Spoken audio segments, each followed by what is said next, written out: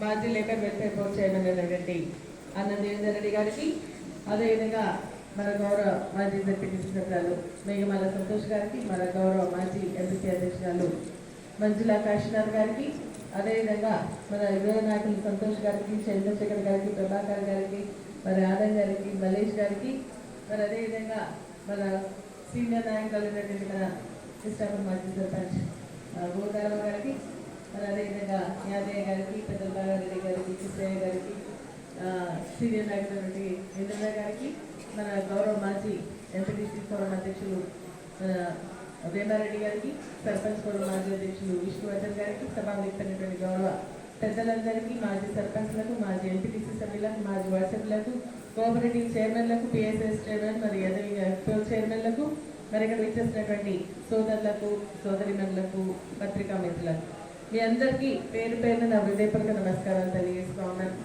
మన సమావేశం కూడా కొంత ఆలస్యంగా మొదలైంది. ఎందుకంటే మరి సర్పంచ్ ఎన్నికల్లో గ్రామాన కూడా మరి మనం మాట్లాడుకోవాలా, ఎవరిని నిలబెట్టాలా, ఏకాభిప్రాయం ముందుకు రావాలనే ఒక ఆలోచనతో అందరూ కూడా మాట్లాడుకోవడానికి మరి కొంత సమయం పట్టింది. కాబట్టి కొంత ఆలస్యంగా మనము సమావేశాన్ని ప్రారంభించుకోవడం జరిగింది. మీరందరికీ నిజంగా కూడా మరి సర్పంచ్ ఎన్నికలు అనేటివి చాలా కీలకమైనటువంటి ఎన్నికలు. గ్రామంలో ఏ పని జరగాలన్నా కూడా సర్పంచ్ ప్రధానం, మొట్టమొదటి పౌరుడు.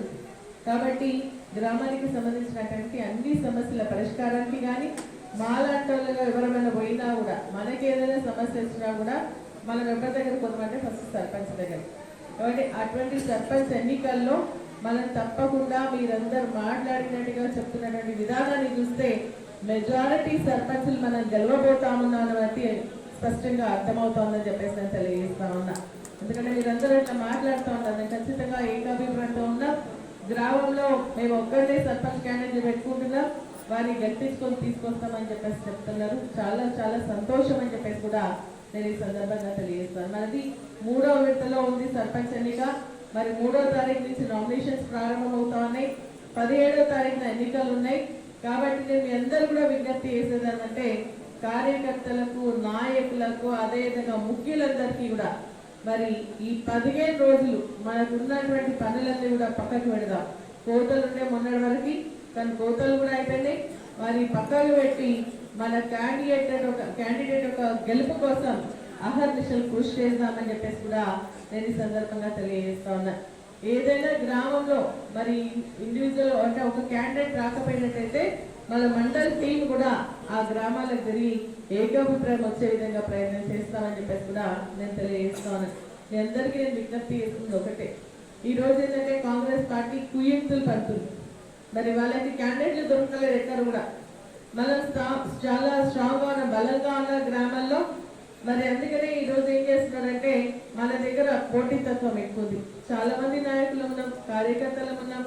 మరి రిజర్వేషన్ అనుకూలంగా కలిసి వస్తుంది. కాబట్టి మాకు సర్పంచ్ చేయండి, మాకు వార్డు మెంబర్లు అని చెప్పి అడుగుతున్నారు. అడగడంలో ఇక్కడ కూడా పొరపాటు లేదు, తప్పకుండా అడగాల్సిందే.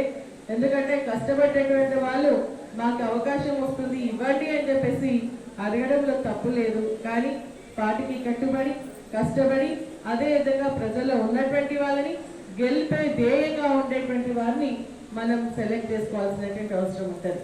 ఎందుకంటే ఈరోజు మనం చూస్తూ ఉన్నాం, మరి 3-4 క్యాండిడేట్లు ఉంటే ఒక క్యాండిడేట్ పేరు అనౌన్స్ చేస్తాం, ఇంకొక క్యాండిడేట్ వెంటనే ఇమీడియట్ గా కాంగ్రెస్ పార్టీ వాళ్ళకి లేరు కాబట్టి మనల్నే తీసుకుపోయి కండువా వేసి వారిని వాళ్ళ పార్టీ నుంచి నిలబెట్టుకునేటువంటి ప్రయత్నం చేస్తూ ఉన్నారు.